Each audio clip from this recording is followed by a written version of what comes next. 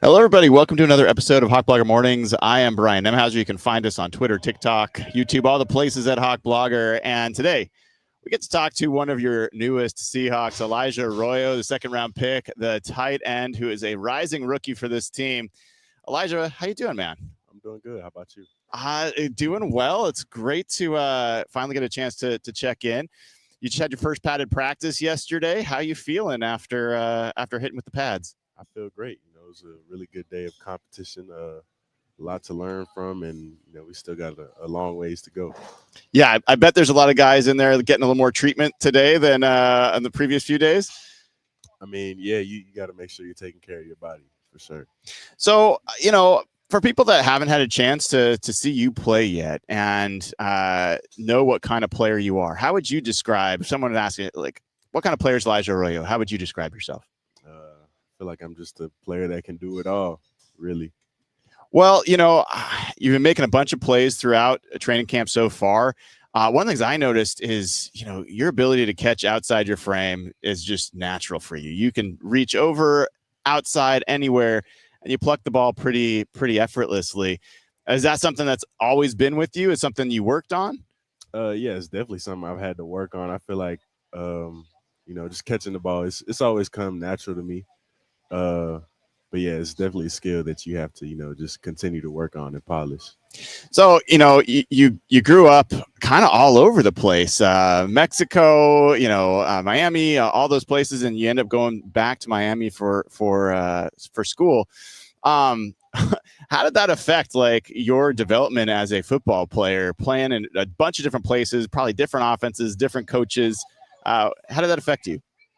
It was pretty cool. I mean, I got to learn the game, multiple different ways. And, my mom knew what she was doing. I think when I got to seventh grade is when we moved to Texas, and she knew that there was good football out there. So yeah. So you're just getting used to this offense with Clint Kubiak, and how does it compare to some of the things you've done in the past? I love it. He really, I mean, as tight ends, we really do it all as we're out there, and it makes the game a lot more fun. Well, tight ends are a huge part of this offense, right? A lot of 21, 22, a lot of 12 personnel, and you've got AJ Barner in there, and you've got Brady Russell, and you've got Eric Saubert. What have been your early impressions of the guys in your tight end room? Man, those guys are great, both on and off the field. Just first of all, they're great players and just great people as well. They've been helping me, just giving me advice and just making sure, helping me be the best version of myself so we can, go out there and win as a team. Is there a guy that, you've kind of spent more time with since you come here, you kind of gotten tight with? Really the whole tight end room. They've done a great job just taking me under their wing since I got here. And I've really just been sticking to them and trying to learn. Everyone has, recognized your speed and your athleticism and your ability to catch the football and run after the catch. Blocking, obviously a big part of the game and something you've talked about a little bit in the past. What part of blocking do you feel like you're working on? What part do you already feel like is a strength for you? How do you think about the blocking part of your position? Everything. I mean, I want to be able to improve in all aspects of my game, run blocking included. So, I want to just be, powerful, explosive. I want to be, that person who guys don't want to go up against in the run game. Well, I know you got to get some lunch here pretty quick, so I'm going to get you out of here soon. Early impressions of Seattle. First time coming out here, I assume. Had you been out here before? No. So my first time out here was for rookie minicamp. Uh-huh. And, I love it so far. Weather's nice right now. Great people, great fans. Food's pretty good. But yeah, I love the vibes over here. So when you go up to the cafeteria and grab your food, do you have a go-to yet? Like anything that's hit the spot for you so far? I grab something different every day. Oh, honestly. Yeah. Well, do you have a favorite food in general if you're not eating here? Favorite food? I like burgers. I like tacos, steak. I'm a real big foodie. You are? Yeah. Like all types of food. Do you make food as well, or you just like eating it? A little bit. I like eating it better though. I hear you. All right, Elijah, I'm going to get you out of here, man. I appreciate you coming on. I think huge opportunity in front of you. Fans are super excited to see you play. And I know just this Saturday, you'll be out there at Lumen Field for the first time in front of a bunch of fans. You looking forward to that? Yes, sir. Of course. All right, man. Appreciate you. Appreciate you. That's Elijah Royo, your tight end for the Seattle Seahawks. He's going to go run and grab some food, and we'll talk more another time. So, yeah, I mean, this is a guy that, with Noah Fant moving on, there is a huge opportunity in front of him, and he knows it.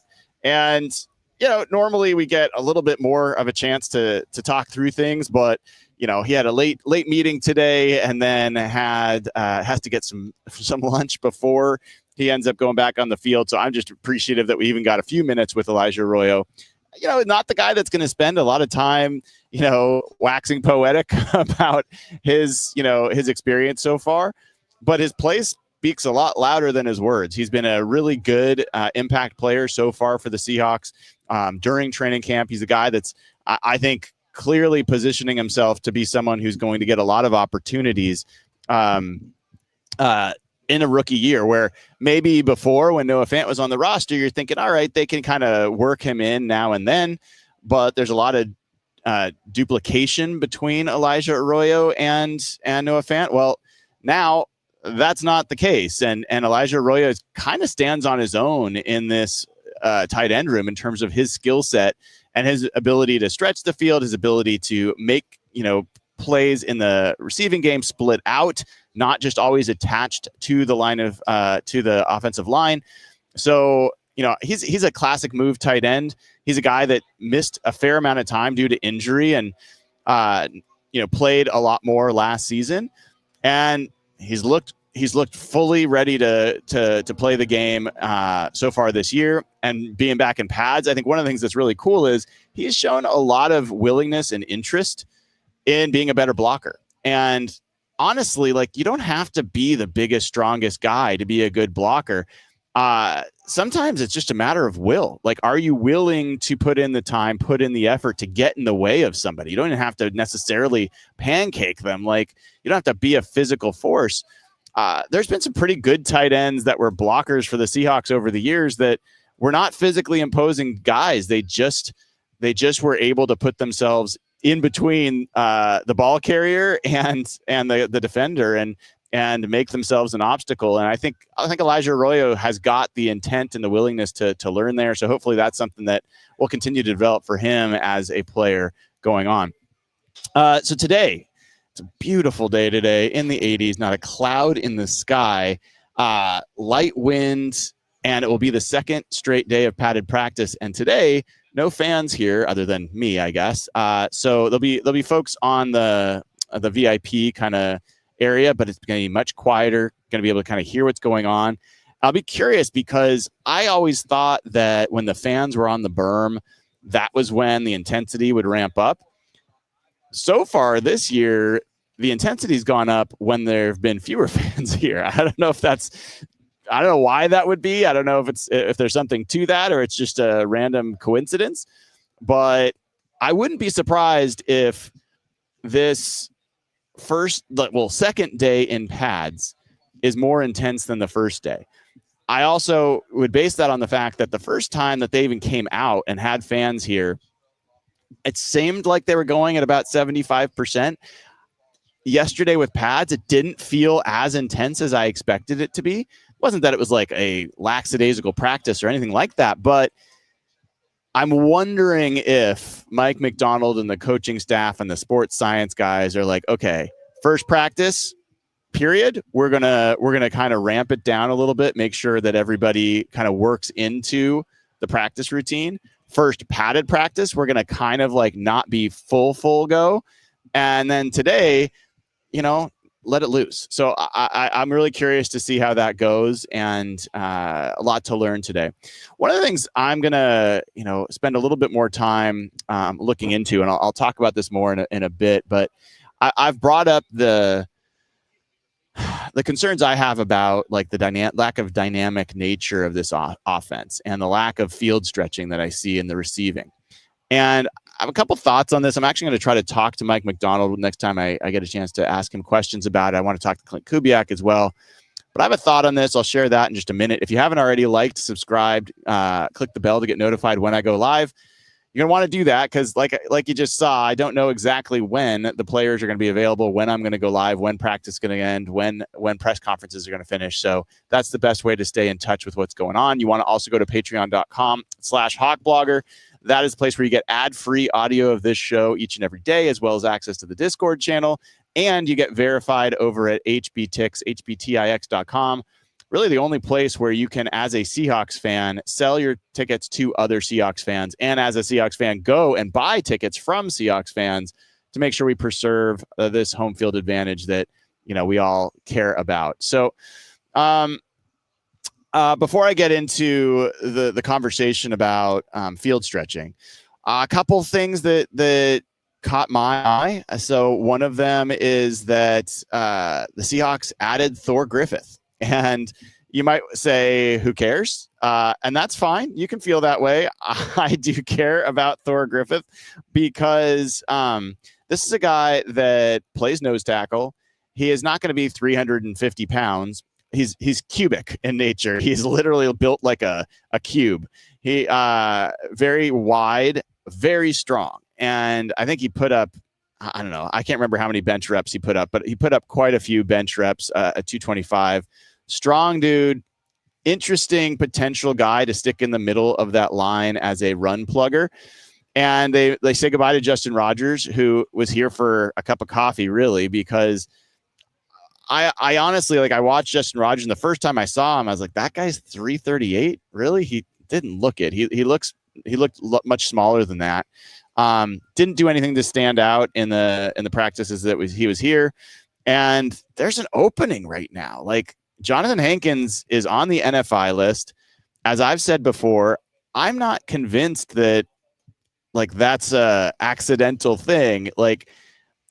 In an ideal world, I think the Seahawks would like one of the younger nose tackles to step forward, and whether it's Brandon Peely or Quentin Bohanna or maybe Thor Griffith or whoever else, I think they would like to see that happen. And Jonathan Hankins, if he comes back later and he can be part of the team, great. If one of the younger guys plays well enough that they don't really need him, no harm. So Thor Griffith kind of adds to that competition. I'm looking forward to seeing how he does, especially with the pads on here. He's going to look even more square and cubic than he did during rookie minicamp. He's a guy that was here during rookie minicamp. They did not sign him to a contract. He went, I think, to the Giants rookie minicamp as well. They clearly, I didn't follow him after that, but the fact that he's available means that nobody signed him up until now. So, we'll see what happens from there. Other things, the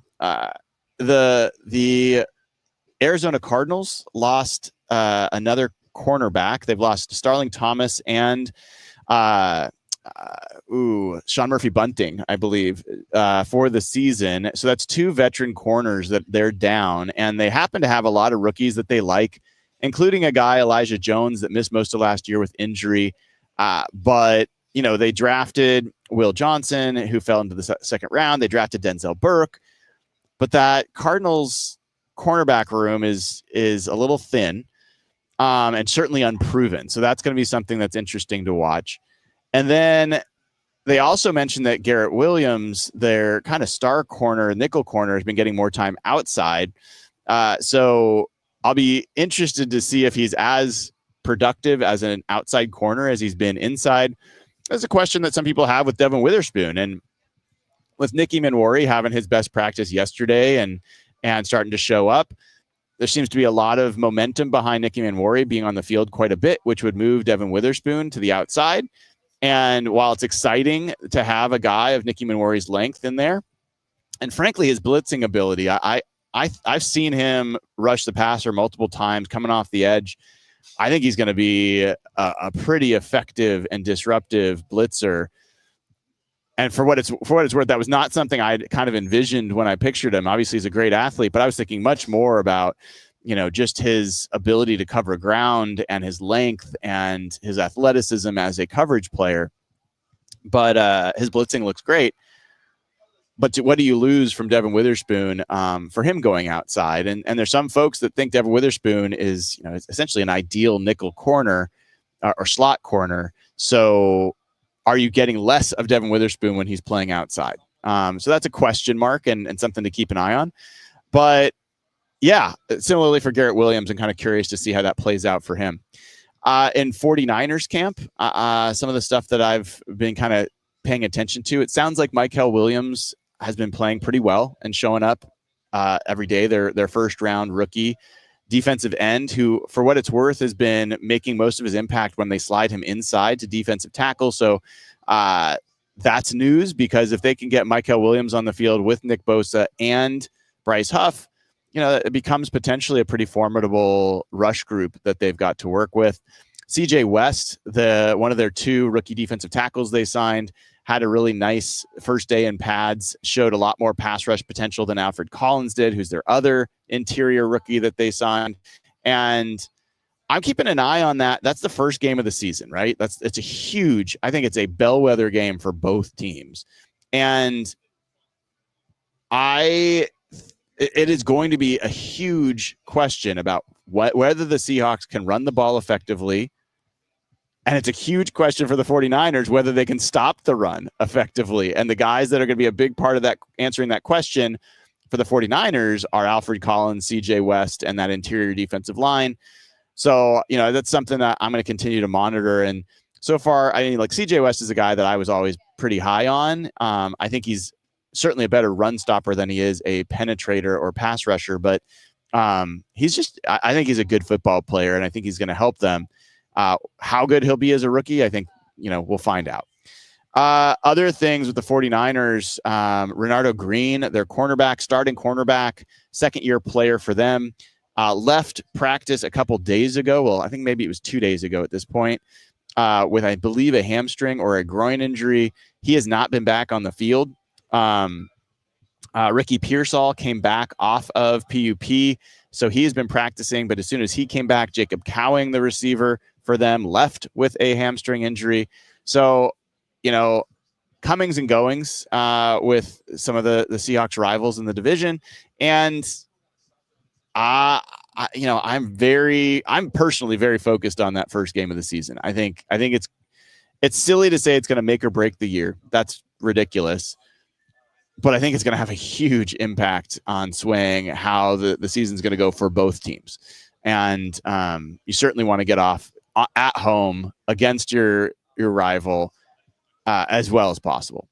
All right. So let's see. I think we got a couple super chats, and then I'll get into the other topic I was going to bring up. Christian Fuerte, who's been a member for 11 months, is excited for Arroyo. He has a huge opportunity. That is absolutely correct. I agree with you on that one, Christian. Thank you for being a member for almost a year.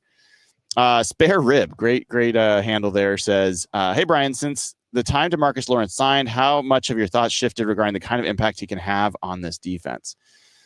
I don't know if my thoughts have shifted at all, to be honest. I think DeMarcus Lawrence is a guy that I believed was going to be able to be an impact kind of big end for them, someone that could really affect their run defense and show up there. And that's what he looks to be. I think he might have more juice as a pass rusher than maybe most give him credit for, but that's really not the primary reason he's here. I think he's here to help them be a better first down defense. And if you go back, I did a show on the first down problems that the Seahawks faced last year in Mike McDonald's first year. And they were the best third down defense in football, but they were not the best first down defense. And producing more on those early downs is going to be defensively is going to be a critical measure for the progress of this defense, because the more that they step forward, the more that third down exotic defense that Mike McDonald specializes in can come forward. So I think DeMarcus Lawrence is a big part of being a better first down defense than they've been in past years. Think about Christian McCaffrey, a couple years ago when Pete Carroll was still the coach, and the first play from scrimmage down in Santa Clara, they run a toss sweep to the outside wide zone play, and McCaffrey isn't touched for 75 yards. I don't think that kind of thing's going to happen with DeMarcus Lawrence setting one of the edges and either one of the other guys setting the other edge. I want to share a couple things as well about yesterday's practice that I think I saw a little differently than other folks. So I've heard a couple people talk, because I'm talking about DeMarcus Lawrence in the 1v1 pass rush drills, that, God, he lifted Abe Lucas off the ground and drove him back. He bull rushed Abe Lucas and never got around him. He did move him back a few yards, but I don't think that would have resulted in, maybe it resulted in a pressure. It wouldn't have resulted in a quarterback hit or a sack. So I've heard some people worried that, oh my gosh, Abe Lucas is struggling. He's not. And on the very next rep, Abe Lucas stoned to Marcus Lawrence. He didn't get anywhere. So just wanted to clarify, because I've seen some people emphasize like the feat of strength that DeMarcus Lawrence demonstrated there, which was cool. But I think you can overstate what that meant on the other side of it. So I saw that a little differently. I've heard, I was listening to Salk this morning and talking about how the quarterbacks didn't have a good day yesterday, and you can't argue that they just didn't have a good day. I didn't really see that. In fact, I saw some really nice throws. Like, I thought Sam Darnold had some of his better throws, and they were downfield. A great seam pass to Cooper Kupp. I thought there was some nice play design on some screens. I think one of the things that people, including myself, it's hard to keep in mind is that they're installing certain plays and then they're running those plays that day. So if they're kind of running the same kinds of things and the defense happens to be set up that day to be defending those things better, or those plays aren't working as well, maybe they don't come back. Maybe they're not going to be a big part of the offense. But it also might be emphasizing things that are not the strengths of the players on the team, and they might be learning about that. So I think it can be really easy to over-index on one practice, and I certainly 100% have done that myself. I didn't think it was a terrible day for the quarterbacks. Did they each have a bad play? Yes, they absolutely each had a bad play. Drew Lock dropped back to pass, and he went to pass, and the ball just fell out of his hand for a fumble. Jalen Milroe had the pick six. Sam Darnold had a interception to Reek Woolen. Fine, that all happened. Not sugarcoating it. I did not think it was a particularly terrible day. And then that gets me to this other aspect of that I've been bringing up a lot, as much as anybody, is how dynamic is this offense? Are they going to be able to have explosive plays? And I have a couple places I'm looking for answers on this, and I have not gotten them yet. But here's the thing. I'm going to do the research. I'll get back to you with the details. Think back to the 49ers under Kyle Shanahan for the last 5-6 years. How many times were they running vertical go balls? How many times do you remember Brandon Ayuk just beating a Seahawks corner down the sideline?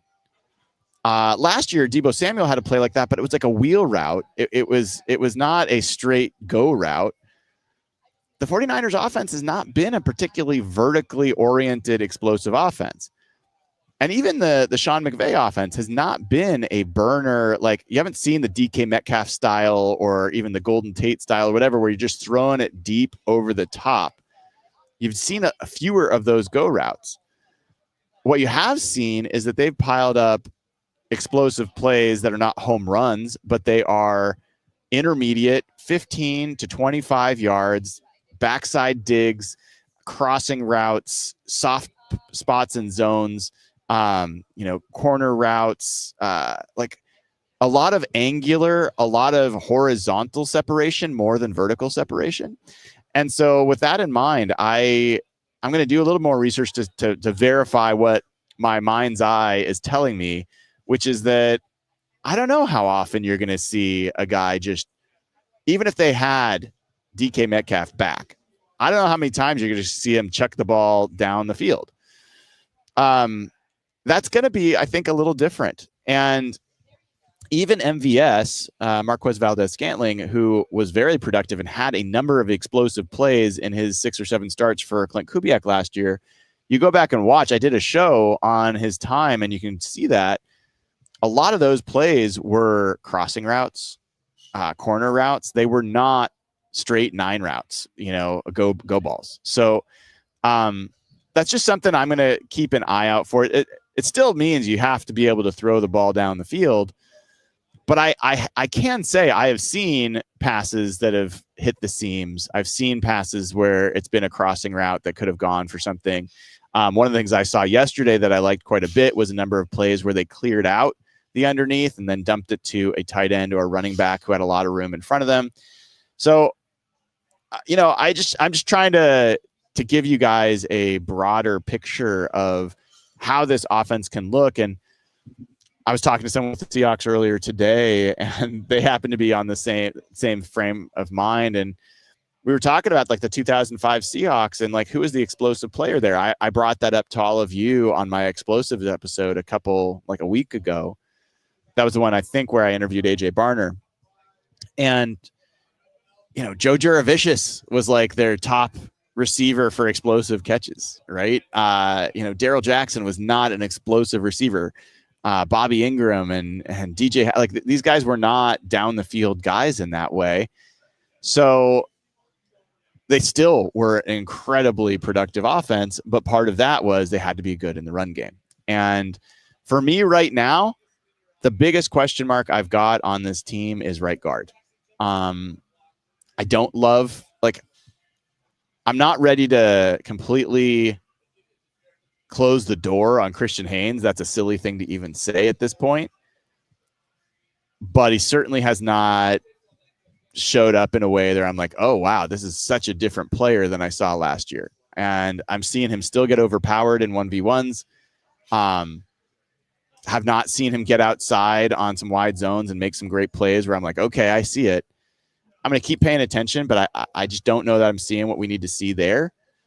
Anthony Bradford is, I think, a really good run blocker and a really poor pass protector. And Jalen Sundell is, I think, okay at both, but I still think his best position is center. I'm not sure that's where he's going to play. I think Olu most likely is going to be the center.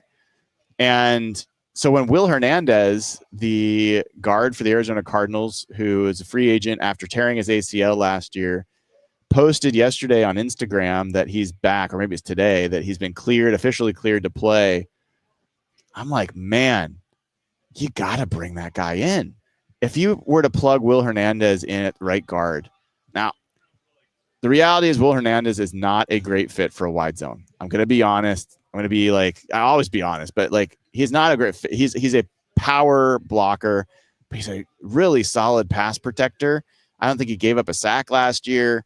He doesn't have to be like a Pro Bowl player. He just needs to be a solid contributor to the line. The floor for this team would raise so much if you had a veteran at that right guard spot that you felt good about. Now, my understanding is the Seahawks coaching staff, the offensive coaching staff, and the offensive line coaches really prefer younger guys. They want to develop and work with the younger guys. And if that's the case, so be it. They know what they're doing a lot more than I do. But it is a high risk way to go, at least based on what I'm seeing, to not have somebody that you can turn to as a veteran for especially that right guard spot. I am fine with Gray Zabel rolling with him no matter what. And if, you need someone to substitute for him, you've got Satawa Lamea, you've got Bryce Cabledew, you've got some other guys, younger guys, fine. But for you to have a right guard spot where there's no one clearly that looks like they're ready to be the starter, that's a problem. It's a problem, and it's probably the thing that has my attention the most through a week of watching this team play. So really going to pay attention to that a lot today. We'll get out and practice here in just a few minutes. So that's probably the biggest thing. I think the other things that have kind of caught my attention so far have just been I think the tight end group's going to be good. It is still very young. I think that Brady Russell is going to be an interesting player for this team, and how they use him versus Robbie Utes is going to be a really interesting thing. I think they both make the squad. And then the running back position, I continue to think that Kenneth Walker looks like the most explosive player on this team, on offense at least. And I love the depth behind him with Zach Charbonnet and Damian Martinez and George Halani. So I think they're in really good hands there. But let's see what the offense does today with their second day in pads, and after Mike McDonald kind of called him out a bit yesterday. So we'll get to that. I will share with you a post-practice report. It will very likely be later today because I got to bike home and get ready for the Seahawks Collective podcast. That'll be 5:00 tonight over on the Seahawks Collective channel. So just look for Seahawks Collective. That'll be with me, Michael Sean Dugar, and Rob Staten. One more week where it's just going to be the three of us before Annabelle Hasselback, yes, Matt's daughter, one of his daughters, will join us and host the show starting next week. But this week at 5:00, we'll be back. A lot of good stuff to talk about. One of the questions we're going to cover is, do you feel better about this team or worse or the same after 1 week? And we'll talk about that with Michael Sean Dugar, Rob Staten, and myself. So 5:00 p.m. Pacific time, Seahawks Collective. Check that out. Should be a fun show tonight. Looking forward to it. All right, folks, let me check to see if there's any other super chats I missed. This is Smokecock, who's been a member for 10 months and one of our admins, our moderators, says, you have become a Seahawks institution. Keep it up. Well, that is incredibly kind, and I don't know if I'd go that far, but I really appreciate it. So, and tomorrow night, by the way, we have a really fun Real Hawk Talk. Evan Hill is going to be on, and we've got a new co-host that's going to be, I've been really eager to have on with Evan. Should be fun. They're not, going to be on all the time, but it's someone that I've been thinking would be really fun to talk with Evan. So keep an eye out for that. That'll be 6:00 tomorrow night with Real Hawk Talk. Folks, have a great next few hours before I see you again. Until then, I'm Brian Nemhauser. This has been another episode of Hawk Blogger Mornings. Take care, y'all.